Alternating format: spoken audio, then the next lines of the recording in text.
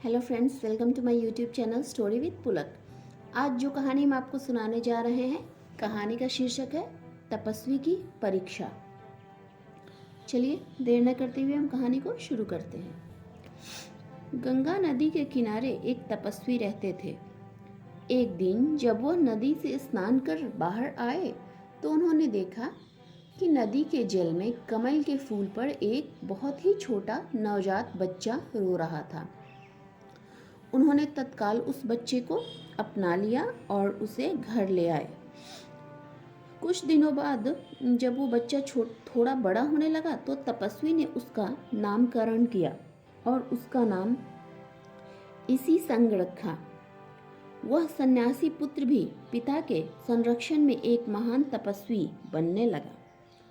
कुछ वर्षों के बाद जब तपस्वी ने अपना अंतकाल निकट पाया तो उसने इसी संघ को अंतिम उपदेश हेतु बुलाया और उसने उसे नारी के मोह पाश से मुक्त रहने का परामर्श दिया। फिर उन्होंने हमेशा के लिए अपनी आंखें मूंद ली।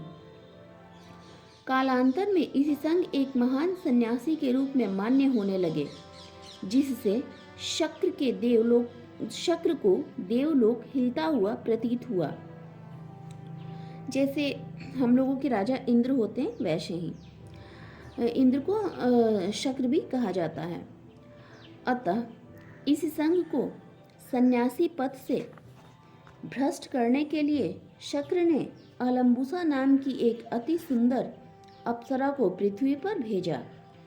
एक दिन जब इस संघ गंगा स्नान कर नदी से बाहर निकल रहे थे तो उनकी दृष्टि अलम्बुसा पर पड़ी, जो ठीक सामने ही खड़ी थी।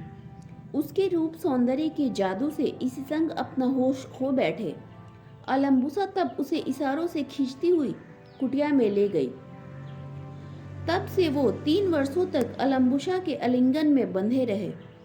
एक दिन जब उन्हें होश आया तब जाना कि उनकी वर्षों की साधनाओं का फल खो दिया था। उनका संन्यास व्रत भंग हो चुका था और वो फूट फूट कर रोने लगा। अलम्बुसा को उसकी दशा पर बहुत दया आई। उसने इस संघ से माफी मांगी। इस संघ ने उस पर कोई दोष आरोपित नहीं किया, क्योंकि वो जानते थे कि भूल तो उनकी अपनी थी। अलम्बुसा जब देवलोक पहुंची तो इंद्र ने उसे उसकी सफलता के लिए बहुत बधाइयां दी और अनेकों उपहार उसे प्रदान किए और कोई भी वर मांगने को कहा। तब खिन्न अलम्बुसा ने देवराज से ये वर मांगा कि वे फिर उसे कभी किसी ऐसे कार्य में न लगाएं जिससे किसी तपस्वी का सील भंग हो। कहानी तो यहीं पे समाप्त हो गई, लेकिन कहानी से सीख ये मिली कि बुरे कर्म में लगने पर भले आदमी को पछतावा अवश्य होता है। इसलिए हमें कोई भी कार्य सोच समझकर करना चाहिए। तो चलिए कहानी को हम यहीं पे समाप्त करते हैं। मिलते हैं फिर से नई कहानी लेकर। तब तक के लिए नमस्कार एंड बाय बाय।